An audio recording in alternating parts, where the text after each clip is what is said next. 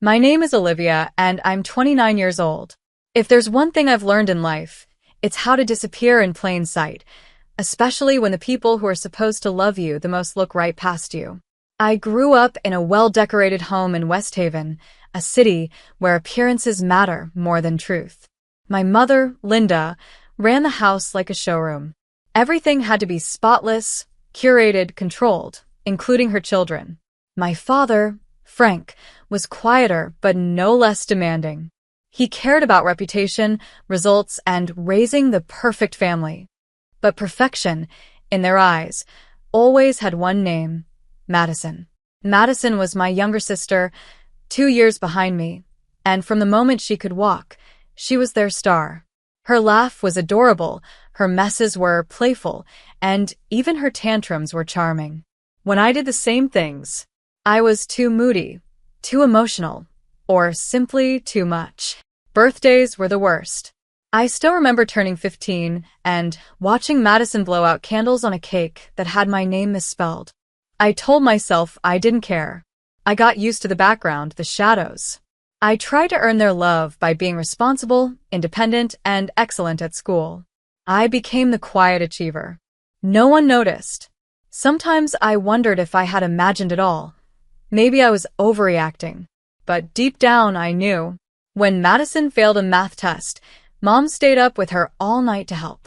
When I brought home a scholarship letter, she said, "Don't show off in front of your sister." That's when I stopped showing anything. Looking back, I think I became addicted to the silence. It was safer than hoping for a reaction and getting disappointment in return. By the time I was 17, I had stopped expecting fairness. I didn't wait for birthday cards anymore or hope for my parents to ask how my day was. I had learned that in our home, only one daughter mattered, and it wasn't me. Madison, with her picture-perfect smile and carefully curated life, had grown into our parents' prized possession. She was charming, social, and effortlessly manipulative, though my parents never seemed to notice the last part. She could lie, fail, or throw tantrums, and Linda would defend her like a queen protecting her heir. I, on the other hand, became the family's quiet worker. I poured my energy into school, books, and responsibilities no one had asked me to take on. I cooked when Mom was busy, cleaned when she was tired, and made sure not to be in the way when guests were over. I had mastered the art of vanishing emotionally, physically, and mentally, and I did it well. When I graduated high school with honors, I didn't even get a family dinner. But when Madison posted a picture online of herself standing next to a celebrity at a concert, Linda shared it everywhere, bragging as if Madison had won an Olympic gold medal. I never hated my sister, at least not then. I just stopped trying to understand why I didn't deserve the same love. My father, Frank, once told me, "You're stronger than your sister. She needs more support." I remember blinking at him, speechless, as if strength justified abandonment. Eventually, I left for college on a partial scholarship, packed my things in silence, and moved into a small dorm without anyone to wave goodbye. And even then, Madison cried. She said I was being dramatic. She said I was trying to get attention. Linda agreed. Frank didn't say anything. In college, I finally felt something like peace. I made friends, real ones, and focused on my future. I found comfort in structure, in deadlines and assignments that came with recognition. I studied literature and editing, finding my voice in words even when I couldn't use it at home. But even from miles away, the family dynamics never changed. Madison remained the golden daughter, and I remained the invisible one. I still called home out of duty, and every time I did, the conversation always turned to her new boyfriend, her latest party, her new haircut. I listened, nodded, smiled into the silence. I had long accepted my role. But deep down, something had started to shift, a small flicker of awareness. I didn't have to live this way forever. I didn't have to keep playing a role in a story I never agreed to be part of. It was a Thursday afternoon, just over 2 weeks before Madison's wedding. I had just finished an intense manuscript review at the office. I remember the weight of the folder in my lap as I sat in my car, parked at a red light downtown. The sky was a dull gray, the kind that makes everything feel slower. I was exhausted but satisfied. The publishing house had just shortlisted me for a senior editing role. It wasn't final, but it was something earned without applause. Then, without warning, my entire world shattered. A thunderous crash, metal twisting against metal, glass flying like rain. I didn't even have time to scream. I was slammed forward into the steering wheel, then jolted sideways. My vision blurred. Everything spun, and the world went black. When I opened my eyes, I was lying in a hospital bed, tubes running from my arms, the soft beep of a monitor filling the silence. My head throbbed, and my legs felt like they were buried under bricks. Panic crawled up my throat as I tried to move. That's when a soft voice spoke beside me. "Hey, don't try to sit up yet." I turned my head slowly. A nurse, young, kind-eyed, with a name tag that read Ava, offered a small smile. "You're safe. You were in a car accident. You've been unconscious for a day, but you're stable now." The words hit me in slow motion. I tried to ask what had happened, but my mouth was dry and everything hurt. She gently explained, 2 broken legs, several cracked ribs, a mild concussion. They were still running tests. And then came the words that stayed with me. "The driver who hit you fled the scene. A hit and run." Something inside me went cold. I had been stopped at a red light. I wasn't speeding. I wasn't careless. Someone had rammed into my car and left me there, broken, unconscious, helpless. In the following days, I learned the details. The impact had crushed the driver's side of my vehicle. The police had recovered debris from the scene but hadn't tracked down the vehicle yet. My body felt like it was stitched together with needles and weight. Even turning my head sent waves of pain down my spine. I was confined to that hospital bed, trapped in silence, once again. Only this time, it wasn't emotional, it was physical. I couldn't walk. I couldn't get up. I couldn't leave. And still, no one from my family came. I told myself they didn't know yet. I told myself Madison must be busy with wedding planning, and Mom must be helping her. I told myself Frank would come after work. I told myself stories because the silence was too loud. But I knew the truth. I had always known it. I wasn't their priority, not even now. 5 days passed before I saw either of my parents. I was sitting upright in bed, a pillow behind my back, an IV dripping slowly into my arm. Ava had just helped me brush my hair and freshen up when the door opened. First came the familiar scent, my mother's overpowering floral perfume. Then her sharp heels clicking on the tile. Behind her, my father, as stiff and composed as ever. Linda wore a pearl necklace, a designer blazer, and a look of forced sympathy. Frank had on a navy suit, tied perfectly straight. They looked like they were attending a meeting, not visiting their injured daughter. "Still reading?" Linda's voice was crisp, judgmental, as her eyes landed on the open book in my lap. "It's work," I replied quietly. "Manuscripts." "Of course it is," she muttered. "Always working." She walked over, looked around the room disapprovingly, and sat down like she didn't want to touch anything. Frank didn't even say hello. He went straight to the point. "The doctors say you'll be discharged in a couple of weeks." I nodded. "Yes, but I'll need a wheelchair. And rehab." "The pain's still," I exhaled, trying to stay calm. "Still very bad." "Well," he said, "Madison's wedding is in 3 weeks. You'll make it in time." I blinked.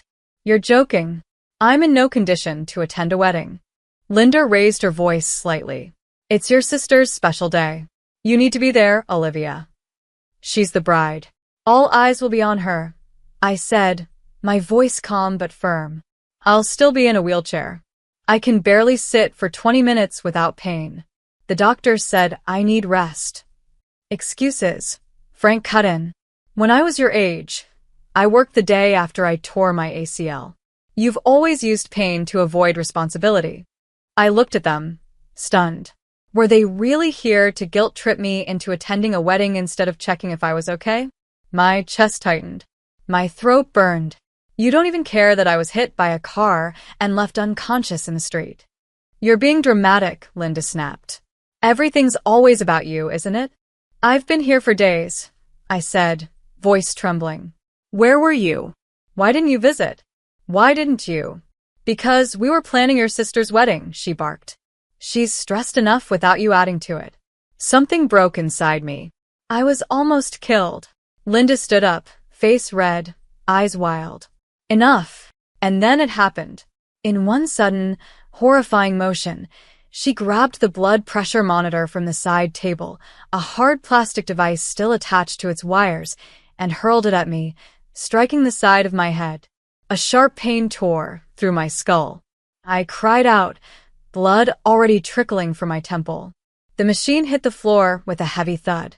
Ava burst through the door a second later, followed by a security guard who had been down the hall. What's happening here? She hit me. I whispered, dazed. Step back right now, the guard ordered Linda. Frank moved toward the door. This is a misunderstanding. Don't move, sir, the guard warned. Ava pressed the emergency call button, and 2 more hospital staff rushed in. In the chaos, Linda tried to speak, her voice suddenly soft. I didn't mean to. You assaulted a patient, the security officer snapped. This is now a police matter. Within 10 minutes, 2 uniformed officers arrived. Linda and Frank were arrested right there in my hospital room, handcuffed in front of me. They didn't fight. Frank looked stunned. Linda tried to cry, real or fake, I didn't care. They were escorted out, and I was left shaking, holding a cold cloth against my bleeding head. For the first time in my life, I wasn't just ignored. I was hurt. And finally, someone saw it.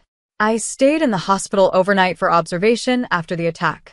The doctors ran a CT scan to make sure there was no serious internal injury from the blow to my head. Ava stayed late, far past her shift, just to sit beside me. She kept pressing ice against the side of my face and whispering, it didn't deserve that. None of it. I didn't cry. I didn't scream. I just lay there in silence, watching the sterile white ceiling and wondering how far a person has to fall before their family notices the bruises they leave behind. The next morning, around 9 a.m., Ava returned with breakfast, oatmeal, apples, and some orange juice. You've got a visitor waiting in the hallway, she said gently. He said his name is Jason. I froze. Jason. I hadn't seen him in almost 2 years. We'd grown up in the same neighborhood, gone to the same school, shared books, jokes, and heartbreaks. He had been the only one in my life who ever truly saw me. When college pulled us in different directions, our connection faded, but I had never forgotten the way he made me feel safe. I asked him to wait, Ava added. I wasn't sure if you were up for it. No, I said quietly. Send him in. A minute later, the door opened, and there he was, taller than I remembered, in a gray hoodie and jeans, his dark hair messier than usual. But his eyes, they still held the same kindness I remembered from years ago. Hey, he said softly, stepping inside. I smiled, a little awkward. Hey. He glanced around, then pulled the chair closer. You look like you've been through a war. I felt like it too. There was a long silence. Then I finally exhaled and looked at him seriously. I need your help, Jason. He didn't blink. Say the word. I want to go to Madison's wedding. I know it sounds insane. I'm bruised, broken, and barely mobile. But I need to be there. Not for her. For me. I have to tell the truth. I have to say what they never let me say. Jason leaned forward. Are you sure? I nodded slowly. I'm done being quiet. I need you to help me get there. Wheelchair, painkillers, whatever it takes. He looked at me carefully, something flickering behind his eyes. Then he said, I was going to come see you anyway. There's something I need to tell you, too. I tilted my head slightly. What is it? He hesitated, just for a second. It's about your accident. There's something you don't know. And I think you need to hear it. But not yet. First, let's get you strong enough to stand in front of them and speak your truth. My breath caught. It wasn't just support he was offering. It was something more. Something deeper. And I knew I wouldn't be walking into that wedding alone. The day of the wedding arrived faster than I expected. I hadn't slept much the night before. Too many thoughts racing through my head, too many memories crowding the silence. The hospital staff had cleared me for discharge under one condition: limited movement, pain managed by medication, and full support. I agreed, without hesitation. Jason had already taken care of everything. He brought me a simple but elegant navy blue dress that could fit around my casts. Ava, bless her heart, helped me get ready, doing my hair, applying light makeup to cover the bruising near my hairline. "Are you sure about this?" she asked as she fastened my bracelet. "I've never been more sure about anything," I whispered. Jason wheeled me out of the hospital with steady hands. We didn't speak much on the way there. He glanced at me often through the rearview mirror, his eyes filled with quiet reassurance. I clutched the small note card in my lap, the one with my speech, though I didn't know if I'd follow it. The wedding venue was a grand hotel in downtown West Haven, full of chandeliers, white roses, and polished marble floors. Guests were already arriving, dressed in flowing gowns and sharp tuxedos, smiling for photos as if the world was perfect. No one there knew that the bride's parents were already behind bars. Jason parked near the side entrance. "They've arranged for a ramp," he said. "But if there's any issue, I've got you." He helped me into the wheelchair and guided me through the side corridor. Inside, the air was heavy with perfume, laughter, and polite whispers. Heads turned as we entered. Some guests recognized me. Others just stared. A woman in a wheelchair, visibly injured, flanked by a man with determination in his stride. I could feel the murmurs already starting. "She's Madison's sister? What happened to her? Isn't she supposed to be recovering?" We entered the grand ballroom, where the ceremony was minutes away from beginning. Rows of white chairs filled the space. The aisle was lined with flower petals, leading to an arch where Eric, the groom, stood stiffly. He looked handsome but distracted. Jason leaned close to me and whispered, "You're stronger than all of them, Olivia." I nodded once, silently. That's when I saw Madison. She was radiant in her white dress, every strand of hair in place, her makeup flawless. She noticed me instantly, and for a split second, her smile faltered. But then, she turned away and continued posing for photos. She wasn't surprised I was here. She was annoyed. As the ceremony began, I felt the tension in the room shift. Jason gently pushed me forward to a spot near the front row. I saw Susan, the groom's mother, seated near us. She looked at me, really looked, and offered a small nod. I couldn't tell if it was sympathy, curiosity, or respect. Maybe all three. The officiant welcomed everyone. The music began. Madison walked down the aisle, clutching Frank's cousin's arm instead of our father's. No one explained why her real parents were absent. The lie hung in the air like perfume, sweet, strong, and suffocating. As vows were exchanged, I sat in silence, hands folded in my lap. I wasn't here to stop the wedding. I was here to stop pretending. The ceremony ended with applause, camera flashes, and forced laughter. I stayed still in my seat, feeling every second stretch like an eternity. Jason stood behind me, one hand resting lightly on the wheelchair handles. He hadn't said a word since we entered, just stayed close, like a quiet shield. Guests began moving toward the adjoining reception hall. Champagne flutes clinked. The band started playing soft jazz. Waiters floated between conversations with trays of sparkling drinks. Everyone was trying hard to pretend that the bride's parents hadn't missed the biggest day of her life. I knew it was time. We entered the reception area slowly. Jason maneuvered my chair to a discreet corner table where I could still see the stage. The place was gorgeous, gold drapes, tall candles, floral centerpieces at every table. A photographer hovered near Madison and Eric, snapping pictures as they greeted guests. Madison's eyes darted toward me a few times. She never smiled. Then the master of ceremonies stepped up with a wireless mic. "Ladies and gentlemen," he announced, "we'll now invite a few members of the family to offer their congratulations to the newlyweds. First, let's hear from the bride's sister, Olivia." My heart skipped a beat. I hadn't been told I would be speaking. Jason squeezed my shoulder gently. "You've got this." I took a deep breath and nodded.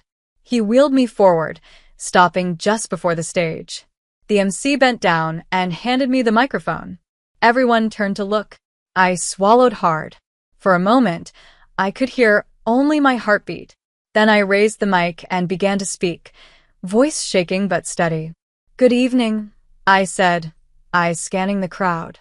"Some of you may not know me well. I'm Olivia, Madison's older sister. And I didn't come here today for photo op. I came to speak the truth." The room fell silent. I wasn't supposed to be here.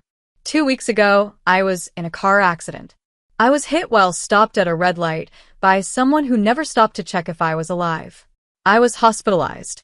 Both of my legs broken, cracked ribs, a concussion. Whispers broke out across the room. But when my parents finally came to visit me in the hospital, they didn't come to ask how I was doing.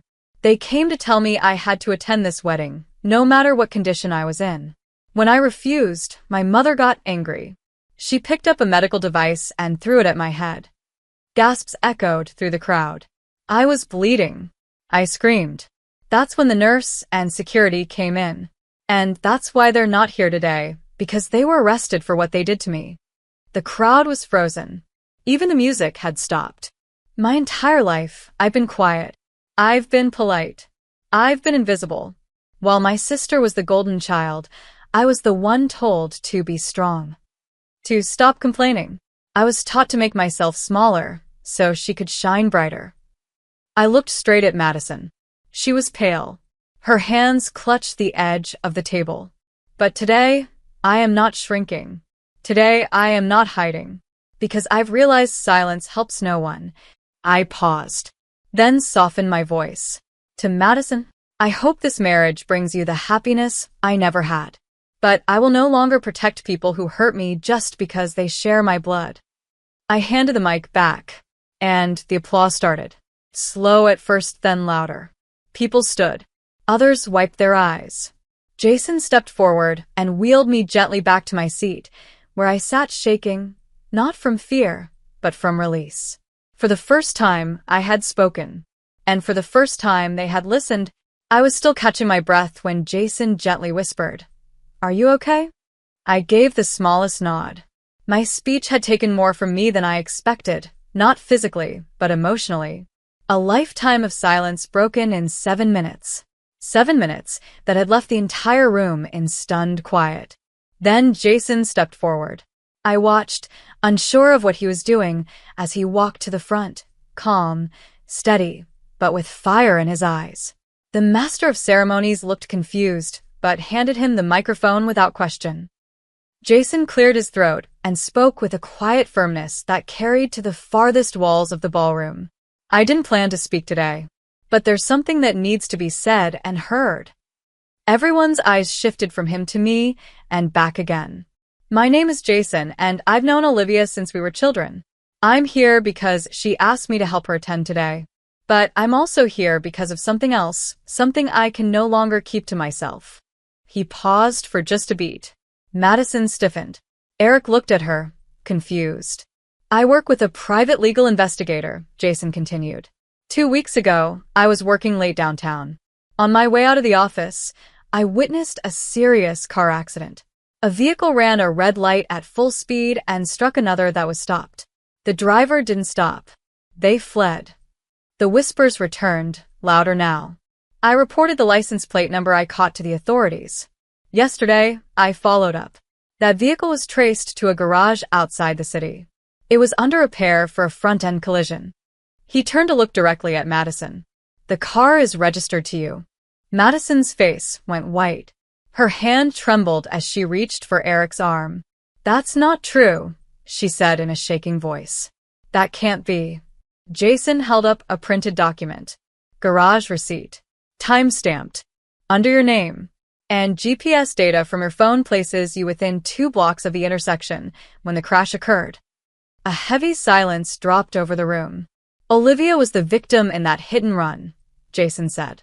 She was left unconscious, bleeding, and broken in her car. And the person responsible was her own sister. Madison stood up suddenly, her voice rising in panic. It wasn't intentional. I didn't know she was there. I panicked. Eric stepped back from her like she was radioactive. You hit your sister and left her to die? No, I didn't mean to. He shook his head. You never even told me. Jason wasn't done. And Olivia's parents? They knew. They helped cover it up. Took the car to a private repair shop and told no one. That's why they're in jail, not just for assault, but for obstruction of justice. A collective gasp rose through the guests. Several stood from their seats. Susan, Eric's mother, put her hands to her face, visibly shaken. The venue was now chaos. Phones were pulled out. Whispers turned to outrage. Then came the final blow. Two uniformed officers, who had been standing in the back quietly, stepped forward. Madison Walker? One of them said. You're under arrest for felony hit and run, reckless endangerment, and failure to report a criminal offense. The room froze. Madison tried to say something, anything, but the officers had already taken her by the arms and read her rights. Eric stood there, stunned, his wedding ring hanging loosely on his finger. He slipped it off, quietly, deliberately, and placed it on the table. As they led Madison out of the ballroom, I sat there, not smiling, not triumphant, just breathing. For the first time in my life, the truth wasn't just mine. It belonged to everyone in that room. The courtroom smelled like old wood and tension. Weeks had passed since the wedding, but the sting of betrayal hadn't faded. I sat in my wheelchair beside Jason, both of us quiet as the bailiff called the court to order. The headlines had already circulated. Bride arrested at her own wedding, and the city buzzed with whispers about the shattered family beneath the polished surface. I didn't care about the gossip. I wanted the truth recognized where it mattered most, under oath, before the law. Linda and Frank sat at the defense table, both looking drained and pale. For once, Linda's makeup didn't hide the fear in her eyes. Frank wouldn't even look at me. Madison sat apart, in a separate hearing, facing felony charges.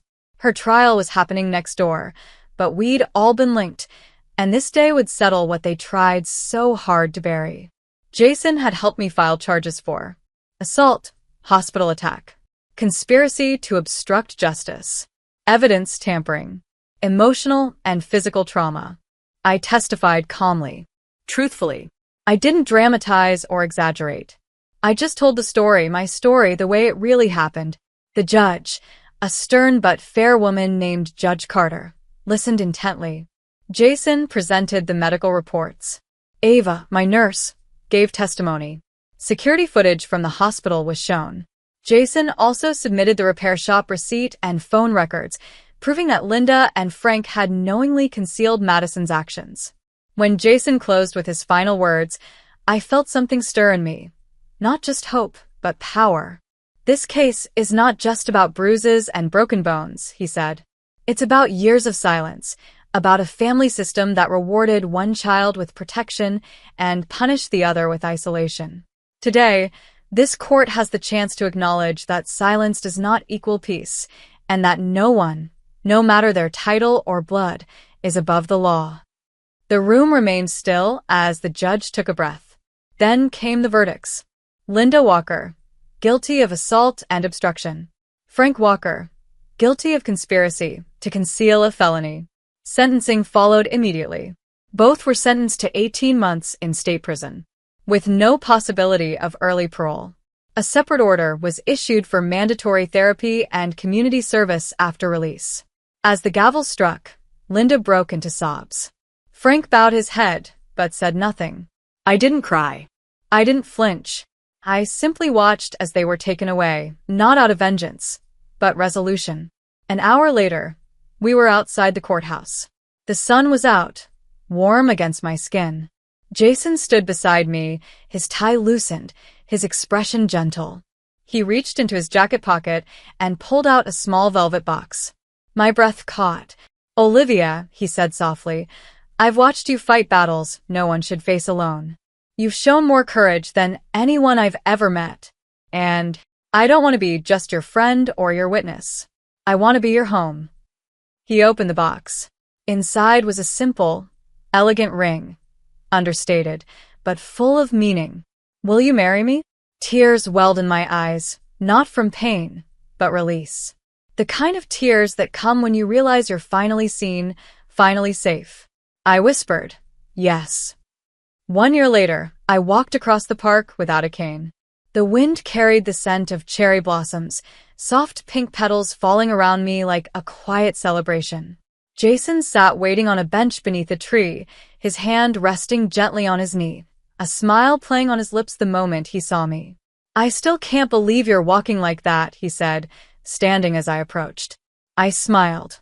Neither can my physical therapist. We sat together, watching the families pass, the kids laughing near the fountain.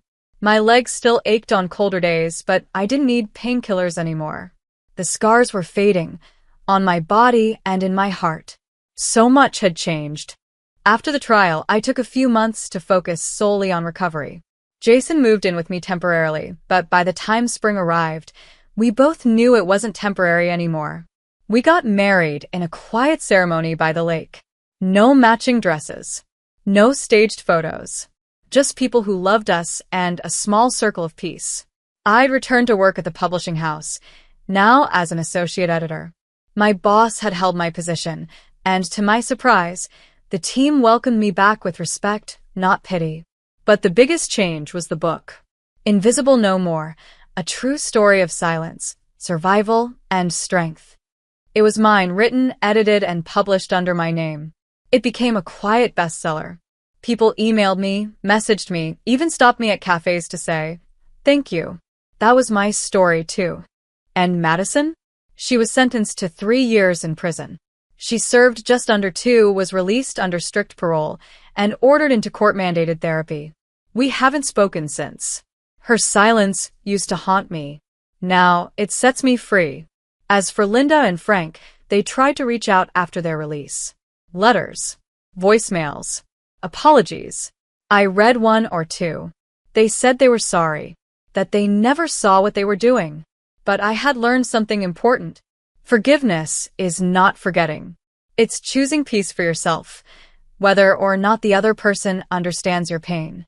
So no, I didn't go back. I didn't rebuild what was never whole.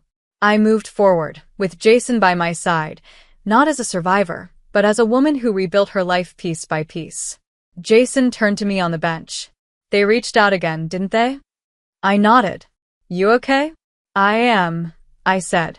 I'm really okay. We sat in silence for a while, letting the moment stretch out like a page that didn't need to be written anymore. I looked down at my ring, sunlight dancing across its surface, and for the first time in my life, I felt it, completely and without doubt. Freedom, not the kind you run toward. The kind you build slowly, painfully, but permanently. If you felt my story, if it touched your heart even a little, then please take a moment to leave a comment, and subscribe to the channel. Your support means more than you know. Thank you for listening to my voice.